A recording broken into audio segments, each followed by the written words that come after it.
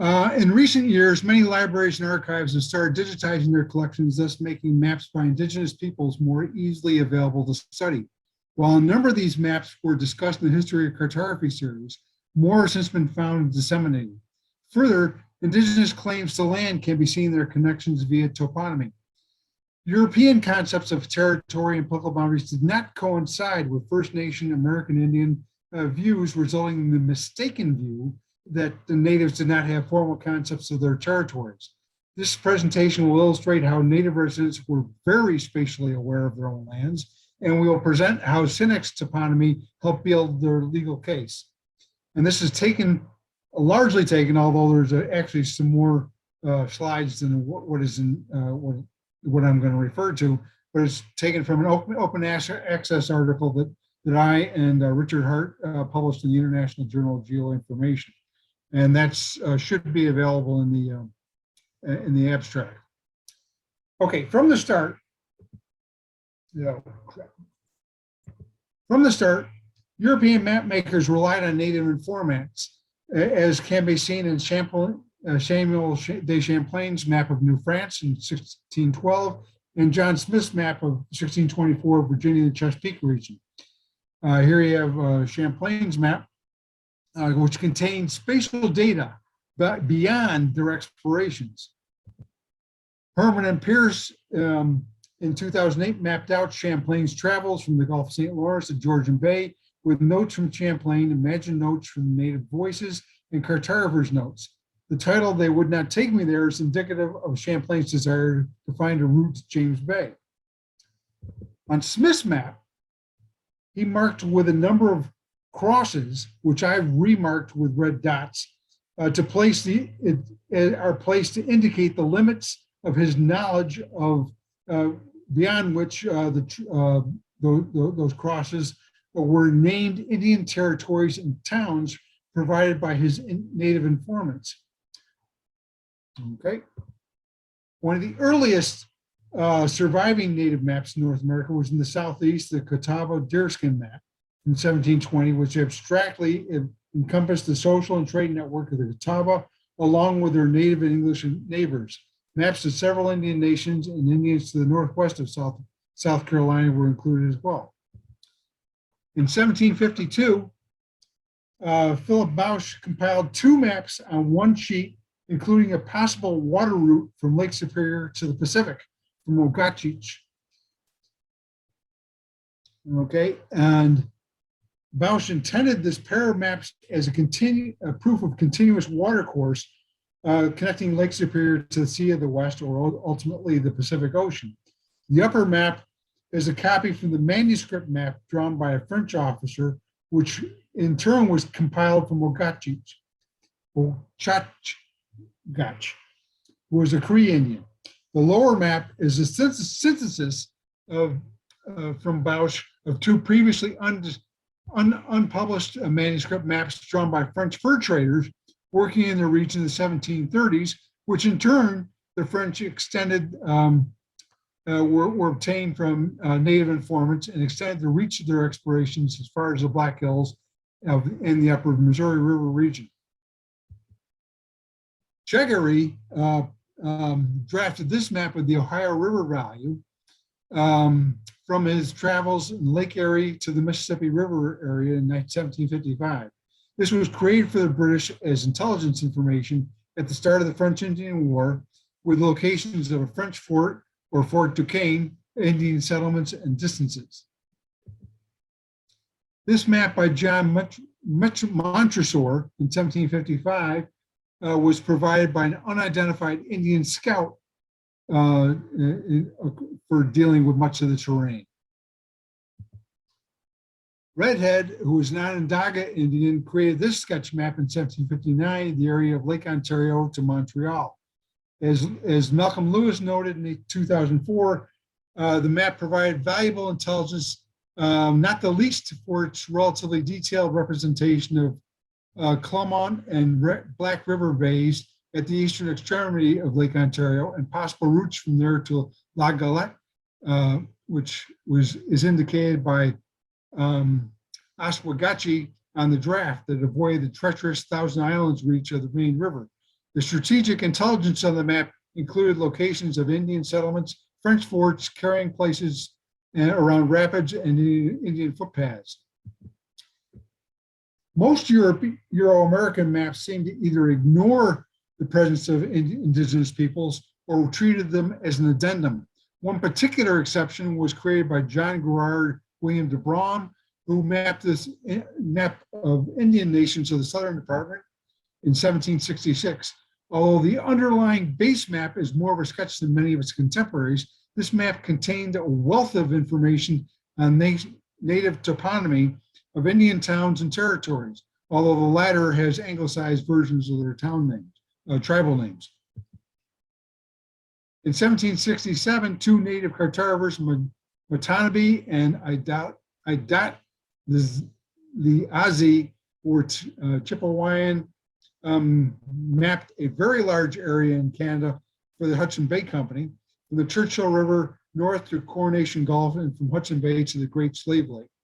Joom Helm spatially analyzed this map, taking note from the extensive distortion. East-west distances are greatly shortened on the map. Nonetheless, she marveled at how knowledgeable the two men were of their extensive travels across the landscape, encompassing hydrology and other physical markers. Here you have a Comanche map that was drawn in 1787, depicting the engagement on the Spanish frontier of New Mexico between the Comanche and Mescalero Apache. The pictographic map documents the Battle of Sierra Blanca. This map commemorates a special event that the victors wanted to remember, including deaths and injuries of people and horses, along with a number of prisoners taken. This map by Ochagach in 1801 depicted the drainage network from the Missouri River to the Rocky Mountains, with annotations by Peter Fiddler, told orally, and it was originally drawn in the snow by Ochagach, who was a Blackfoot chief. It's impressive knowledge of the mountains and hydrology. Here you have the preparatory map for Lewis and Clark. It was developed by Nicholas King for the Lewis and Clark expedition, with annotations by Meriwether Lewis, with additional information obtained from fur traders who in turn obtained information from Native Americans on Indian villages and territories. Okay, this map is in the French National Library, but can be seen in Christopher Steinke's article of 2014. Steinke notes that it captures some of the Arikara history that Clark left unrecorded, drawn sometime in 1805 or 1806. It shows the course of the Missouri River, Lewis and Clark in council in the Arikara Mandan villages, and the locations of more than 30 different Indian groups and significant places in the history of the Arikara people. A detailed analysis of this map is also seen in Kevin O'Brien's article of 2018, Tunis World, the Arikara Map, and the Native American Cartography. O'Brien states that Tuni encompassed the entirety of the Arikara world, spanning the spatial but also the temporal from their origins up to the present moment. He knew exactly where his people belonged in that world, geographically, politically, and spiritually, and he had the paperwork to prove it. Now, Lewis and Clark produced two notable maps in 1805 and 1814 from expedition. Both maps had extensive demographic data, as well as positional data to Native American settlements, a large portion of which were far from the expedition's outbound and return routes. The earlier map seen here merely identified the number of warriors or men on the latter map, the numbers of souls were noted, which likely included women and children. Neither locations of the settlements or the number of inhabitants could have been shown without the input of indigenous informants. Okay. And here you have the 1814 map. And here you have locations and populations given by the number of men or warriors on various villages in the 1805 map, and then the number of souls on the 1814 map. My late colleague, William Group, produced this map showing all the locations that were shown on the Lewis and Clark maps, in this case, the 1805 map. And as you can see, quite a few of them are very far away from their outbound and return routes. And then he also developed a population depiction of from the 1805 map. Heading north up to the Arctic of Canada, Edward Perry had a number of significant maps that he made with Inuit help when mapping the Arctic coastlines and islands. On the left is one drawn by Ligiliak, who was an Inuit woman, and on the right is one by Uarat. On one map, settlements are included as notations on Utkutuk country, an inhabited area in Esquimaux or Inuit huts with notes from Ligiliak. The ships are seen from here from Utkutuk. The other map had indigenous place names acknowledging Uarat, including a note about the limit of Uarat's geographic knowledge. Additionally, Malcolm Lewis noted that Perry was explicit in his opinion that the better quality maps could be obtained from Inuit by providing a chart of already known and asking for it to be extended. Here you have a close-up of the Liak's map with settlements with notes from indigenous informants. And here you have a close-up of Uarat's map as well, with notes from the indigenous informants.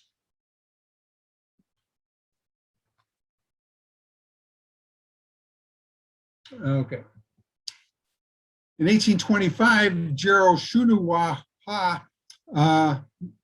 mapped out the events on the Middle Missouri and Upper Arkansas rivers. This map illustrates the route of an Otoe war party that attacked the Arapahoes in the area between the Upper Arkansas and Upper Cimarron rivers. The events are depicted in typical Indian pictographic style against a network of rivers. The gross distortion of the network reflects the constraints imposed on the native person by the rectangular sheet of paper. Even so, it's a remarkable map covering about 1/3 of a million square miles on the northern and central American plains. Malcolm Lewis georeferenced this map manually and then drew it on the left and then transposed it to the map on the right. In addition, you had this map by Nan Chininga's map of tribal migrations of the Iowa, the upper Mississippi and Missouri River drainage basins in 1837. And again, Malcolm Lewis manually georeferenced that map by tracing it and then transposing it to the map on the right. Malcolm Lewis, Louis Divorcey in this case, discussed this map in 1992, noted the British officer who copied this map onto paper from the birch bark map drawn by an Ottawa Indian gave the native a backhanded compliment, quote unquote, even savages can make an intelligible plan. Divorcey goes on to write that the officer should have been acquainted with the work of Thomas Pownall, who in 1784 praised the geographic and cartographic knowledge of the Indians. In 1843, Joseph Nicolet produced this map of the drainage network of the Upper Plains of northern US. Now, what's remarkable about this map is that Nicolet included both the native and the English names for many of the hydrologic features. So that's notable, and so he had to have an indigenous informant, and so that's pretty nice in that regard. Joseph Gregg relied on an unidentified indigenous informant in 1844 that he included on the map Indian nations, reservations, hunting grounds, villages, pueblos, trade routes, migratory trails, military expeditions, forts, and trading posts, et cetera, et cetera. As Bernstein noted in his article, Gregg heavily relied on Comanche chief Tapakena, or Big Eagle, who drew him a map that was likely not saved, which accurately portrayed all of the major rivers from the Missouri to the Santa Fe, along with a number of Mexican settlements. And I must identify one of the earliest field maps based on treaty. That map by Pierre-Jean de Smet in 1851 delimits tribal territories pursuant to the Laramie Treaty. This map reflects in many instances the benign efforts on the part of the government to map with a pro-tribal perspective, although it was not very long before intrusions upon those mapped territories would take place. Yet the map itself is a significant venture into the cartography of Indian affairs. Here we have a map by Henry Louis Morgan in 1851 of Iroquois territories as they existed in 1720, with the Aboriginal names of their villages, lakes, rivers, streams, and ancient localities, and the courses of its principal trails. The mapped ethnography of the Iroquois must have involved a native informant, who unfortunately is not acknowledged, but the straight line borders had to have been Morgan's invention. Another example of good spatial cognition held by Native Americans is on the map drawn by this anonymous Assiniboine warrior in 1853 in the northern Missouri River from North Dakota to north central Montana. On the map are notations by Edward Dennig that read that the artist was not acquainted with the country on the south side of the Missouri. The dotted line is their usual warpath to the Blackfeet. Names of rivers, etc., are written under his direction and explanation. Warhouse in 1997 indicated in his article that the Assiniboine map was not made to give a Western-oriented picture of the landscape, much like the Plains picture writing. It was made to record the warpath of the anonymous brave making a raid on Blackfeet, Montana. Here you have two sketch maps by Franz Boas in 1883 with plenty of indigenous input for the Frobisher Bay area of Baffin Island. And this is taken from the Anthropology Archives of the Natural History Museum. Amos Blackheart Bull created this map of the setting of the Black Hills Conference in 1876.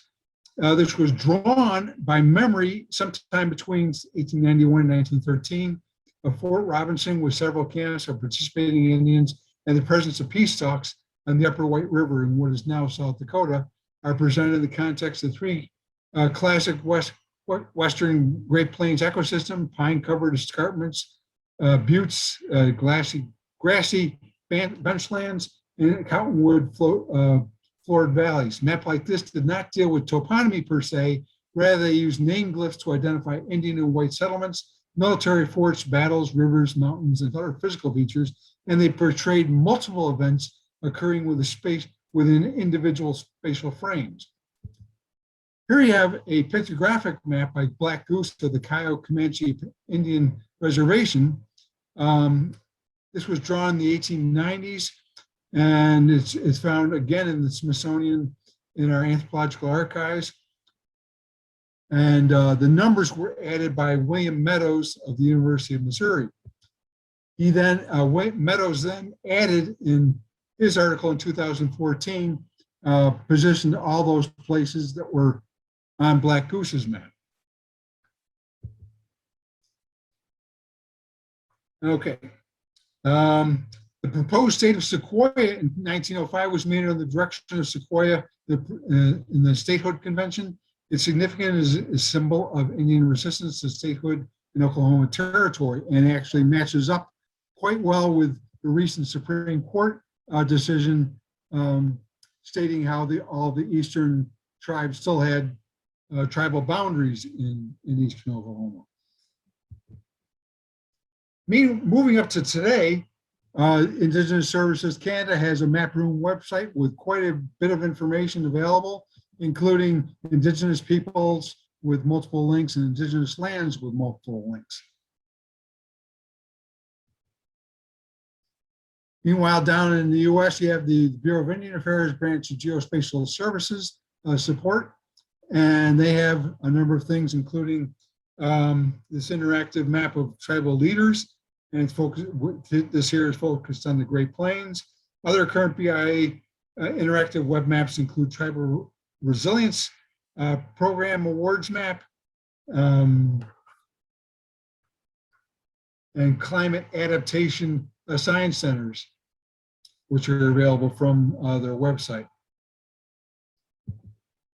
A private NGO known known as Village Earth, developed this interactive map of the Pine Ridge Land Information System, which opened in 2012, was edited and updated in 2017. And it has lots of information about the individual allotments across the Pine Ridge Reservation. Moving back up into Canada, you have this map of an atlas of Inuit territory up in northern Canada. And then you have the Gwynnish Place Names Atlas, which allows users to interactively select towns, trails, rivers, and mountains with pop-up text discussing the stories related to each feature. You also have the Squamish Atlas in BC.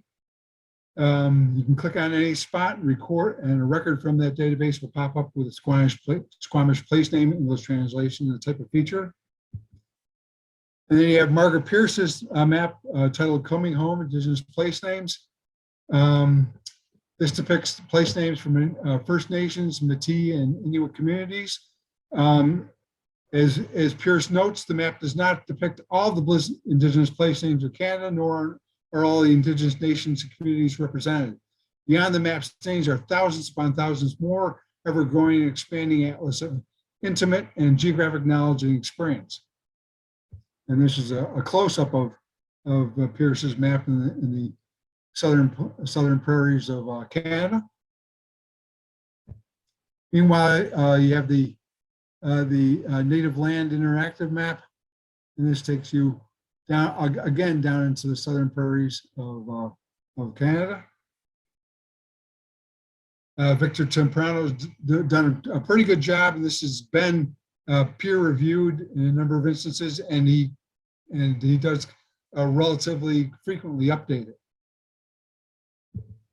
Okay, my colleague Richard Hart has worked with the Sinixt tribe or Lake tribe, which had been declared extinct by the Canadian government in 1956. And that's in spite of the fact that it appeared on historic maps on the left and on the territory symbolized in the 1956 British Columbia Atlas on the right, as indicated by the Lakes tribe in the lower part of the right-hand map. In April of this year, the Canadian Supreme Court reestablished the tribe status, and this was recorded in Richard Hart's article that appeared in Cartographic. Detail from the Sinixt place names map was constructed by the tribe in collaboration with the Colville Confederated Tribe. This detail shows the tribe's territory and selected place names on today's Nakups, north into British Columbia and south to Kettles Falls in Washington State. This is reprinted with permission from the Confederated Tribes of the Colville Reservation. And that's it. Any questions? Thanks, Dan. That was awesome. Let's see questions. So Shane did comment that Zuni Pueblo maps are amazing non-spatial maps representing their ancestral places. He doesn't have a link, but they're quite famous and we can Google them. And Fraser Taylor said, Dan, an excellent presentation. I agree. In addition to the indigenous maps you have described, a case can be made that all early maps of North America have been informed by indigenous people whose contribution is not always recognized. Yeah, that's true. And since I published the article that was edited by Fraser Taylor, I've added some maps to the talk, and there's plenty out there that I haven't found. And in fact, anybody who puts up a notice about other place names atlases, like I see one for the Mi'kmaq place name in Nova Scotia in the chat box. I don't profess to have them all. I just gave some of these as examples. But thank you, thank you all for including the extras. If anybody wants any of the links to any of these maps, I'd be happy to provide them all. The article that I published is open access, although, like I said, there are a few maps that are in my talk that were not in the article. And if you're interested in any of those, I'd be happy to either supply you with scans of those maps or links to get them. Sure, Dan, thank you. And the presentation was recorded. I forgot to tell you at the beginning. Is that a problem? Okay, great. That's not a problem. Okay. In fact, if you want a longer version of this same presentation, I did that earlier today with the Western Association of Map Libraries. Okay. I had a 45-minute talk. Well, you're a busy man, that's for sure.